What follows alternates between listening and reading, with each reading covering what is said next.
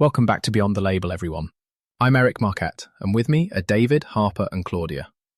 Today we're unpacking something close to my heart, as a former student who needed accommodations and, later, as a friend helping others navigate the system. Student rights and how to get the right support in education. So, let's get rolling with the basics. Legal protections. In the US, you've got powerhouses like IDEA, Section 504, and the ADA. Each of these sort of acts like, well, a safety net for students with disabilities, making sure access to education is genuinely equal, not just in theory.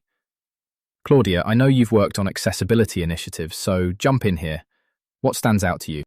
Oh yeah, absolutely, Eric. I always tell people IDEA in plain language is what ensures every student gets a free and appropriate public education, or FAPE for short. That's the legal nitty-gritty. And Section 504? If you've ever tried filling out those forms, you know it's about leveling the playing field. If a student has any kind of disability that limits a major life activity, schools are required to provide reasonable accommodations. I'll admit, in my first year advocating for accommodations, I brought an entire folder of doctor's notes. But the real MVP was a well-written letter and a school team willing to listen. You know, Claudia, I've been there more times than I care to count. It's a bit like making sourdough. The secret isn't just following a recipe, but knowing when it's time to ask for help and what ingredients you need. For parents and students out there, documentation is huge. Keep every official diagnosis, assessment, email, the whole bakery really. The process is usually make a written request, provide documentation, the school evaluates, and then it's meeting time. Sometimes I feel like I need a flow chart to keep all the steps straight. And can I just add, don't be afraid to ask what you're entitled to. Sometimes schools won't lay out all your options, so you gotta be proactive. Like one of our listeners, Julia, wrote in about how she only realized she could get extended testing time after hearing about 504 plans on a previous episode. She pulled together her paperwork, scheduled a meeting, and boom, next exam, the extra time's right there. Tiny adjustment, massive relief. So yeah, these laws are real tools, not just legal speak in a textbook.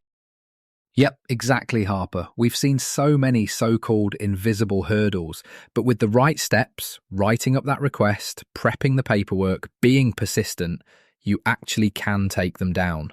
Think of it as opening a locked door with the right key. Sometimes the key is just knowing what to ask for. Next up, let's talk about turning that knowledge into action with self-advocacy. For students, families, everyone at the table. So, self-advocacy. My favorite soapbox. Seriously, if I had a superpower, it'd be teaching students how to speak up for what they need without feeling guilty or like they're asking for too much. I always say, start super specific. Say, I learn best when, or I need a quieter space because. Faculty and staff aren't mind readers. Actually, let's be real. Some days, I'm not even a mind reader for myself. Right there with you. And you know, even after all these years, I still prep talking points before any meeting about my kids. It's as much for my own nerves as it is for clarity. Parents and guardians, if you can, bring examples. Student work, emails from teachers, you name it. And don't walk into those meetings alone when you can help it. Sometimes the most powerful thing is having another voice in the room. Collaborative partnerships. That's what it's all about. Absolutely, David. I've prepped so many binders they needed their own suitcase. But seriously, preparation is everything. You want to document not just challenges, but successes too, because that gives a fuller picture. And on the partnership side, I find honesty about what you do and don't know goes a long way. Nobody expects you to be a legal expert overnight. Acknowledging that helps the conversation stay human. I love where this is going because it actually reminds me I spent a whole evening with a friend once drafting her request for an IEP meeting. She was nervous, didn't want to seem demanding. We kept it focused. We listed her needs one by one, matched them with goals, and ended with a simple ask. That letter opened the door for a real discussion. Looking back, it's wild how one well-phrased letter sent at the right time can accelerate everything. So, whether you're a student, parent, or friend supporting from the sidelines, don't underestimate what you bring to the table. And I'd add, don't be afraid to keep circling back. These conversations don't always lead to solutions overnight. But if you keep the dialogue going, eventually you land on the right support. Which brings us to the bigger world around those meetings. What schools, teachers, and students can do together to create inclusive communities, not just paperwork trails. All right, so here's where it gets really good. Making classrooms places you actually want to be. I might sound like a broken record, but Universal Design for Learning, UDL if you fancy, just works. It's about planning lessons and environments up front to support, well, everyone, not just most students. Think visual instructions, flexible seating, audiobooks.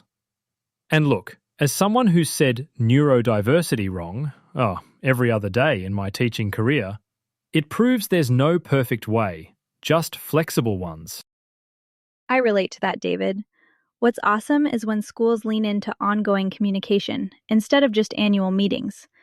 Like, let's use digital platforms or even a shared Google Doc where teachers, parents, and students can all add notes or updates. It sounds small, but it breaks down walls. And let's not miss that inclusion is more than physical space, it's culture. When schools are proactive about talking inclusion, assemblies, staff meetings, even in the hallways, it seeps in everywhere.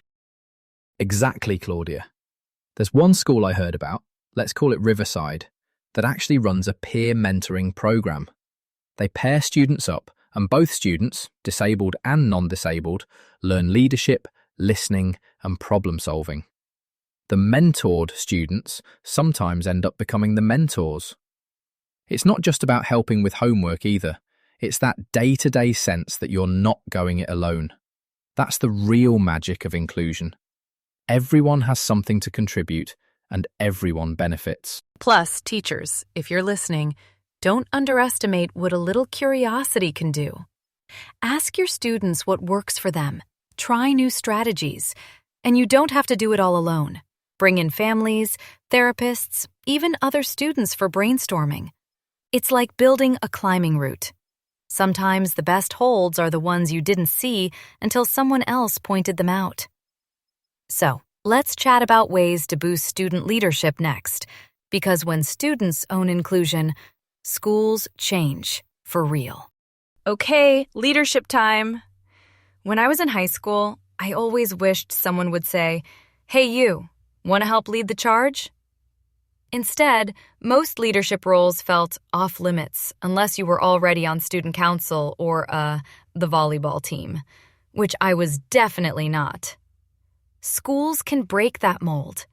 Invite disabled students to be ambassadors, club leaders, or peer mentors. It's about ownership and lifting each other up. I still collect little carabiners from every adaptive climb as trophies.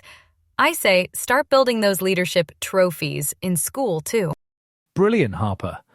Offering these roles isn't just about equity. It's about showing every student, we see you and your perspective shapes this place. Peer support programs where students with and without disabilities team up, those are gold. I watched shy students turn into leaders and friend groups expand in ways no top-down policy ever managed. One year, our school's Unity Club ran empathy workshops and, confession, I probably learned as much as the kids did. And it's not enough to just set up peer programs. You've got to actually train students and staff. Stuff like active listening, respecting different needs, and learning how to step up when a friend needs backup. Our city rolled out a training session for peer mentors. Half the students thought it was boring. But by the end, they were sharing stories and tips that got the adults taking notes. Sometimes empathy just needs a running start. Such good points. Supporting peer leadership links right back to self-advocacy. It's all about confidence, communication, and teamwork. Let's think about how this shows up in what and how we learn, which puts the curriculum itself under the microscope. What does truly inclusive instruction and assessment look like? Oh, curriculum nerd territory. If I had $1 for every time I saw one-size-fits-all worksheets, I'd have a whole bonsai nursery by now. Differentiated instruction should be the rule, not the exception. That means offering multiple ways for students to engage: reading, drawing, hands-on projects, you name it. And assessments? There's more than one way to show learning. Project-based work, oral presentations, even short videos. It lessens anxiety, levels the field, and makes learning way more interesting for everyone. Could not agree more, Claudia. I always say, let kids show what they know in the way that lights them up, not by trapping them in a format that's just going to trip them up. Regular review sessions with the whole teaching team. Bring everyone together to check what's working, what needs tweaking, and whose stories are missing from the books. It makes the content richer and keeps equity front and centre. So often we hear about the need for professional development, but not nearly enough about actually doing these ongoing check-ins. The best classrooms I've seen are always evolving. Teachers, if you're out there and you're not sure if your materials hit the mark, ask your students. You'll get honest feedback, sometimes brutally honest, but always useful. So true, Eric. And don't forget, adapting curriculum isn't just a duty. It's a creative challenge. Tap into your own curiosity. And if you're a student or parent listening, know that your feedback is honestly just as valuable in shaping what comes next. It's the full team approach that takes us beyond just compliance to community. Which, kind of perfectly, is where we wrap our episode. Building a bigger, school-wide culture of inclusion. All right, big picture time. Creating a culture of inclusion means everyone, staff, students, families, buying into professional growth, openness, and yes, a bit of courage. Schools that invest in real professional development, stuff about cultural competence, bias, and inclusive teaching, see ripple effects. Suddenly, diversity isn't a tick box, it's the heartbeat. And student-led diversity clubs, they're game changers. My college club started tiny, but we threw events that pulled in the whole campus. It wasn't just about advocacy. It was about celebrating the weird, the wonderful, and the different.